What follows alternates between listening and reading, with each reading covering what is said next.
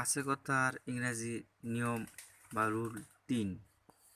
কোনো স্থানে বা কোথাও অনির্দিষ্ট ব্যক্তি, বস্তু, প্রাণী আছে বুঝাইলে আছে কথার ইংরেজি অ্যাফার্মেটিভে হবে দেয়ার ইজ অথবা আর প্লাস অবজেক্ট। ইন্টারভিউতে শুধু দেয়ারের সামনে এম অথবা ইজ অথবা আর হবে।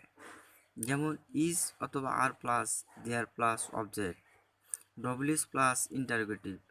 তাহলে ডব্লিউএস প্লাস ইজ অথবা are plus there plus object. Negative, there is no plus object. Negative sentence তৈরি এই রুলগুলো আমাদের মাথায় রাখতে হবে।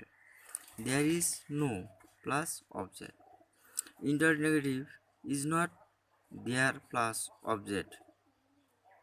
যেমন বনে একটি বাঘ আছে, তাহলে প্রশ্ন কোথায় আছে? বনে, অর্থাৎ কোথাও কিছু আছে বুঝাইলে। কোথায় আছে? বনে। তাহলে বনে একটি বাঘ আছে। তাহলে there is a tiger in the forest.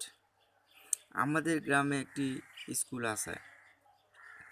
There is a school in our village. তোমার পকেটে কি 3টি কলম আছে?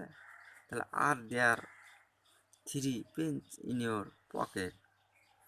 তোমার বাড়িতে কি আছে? What is there your house?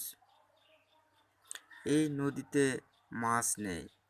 There is no fish in this river. এই স্কুলে কি মহিলা শিক্ষক নেই? Is not there female teacher in this school. এই পুকুরে বেশি পানি নেই। There is not much water in this pond.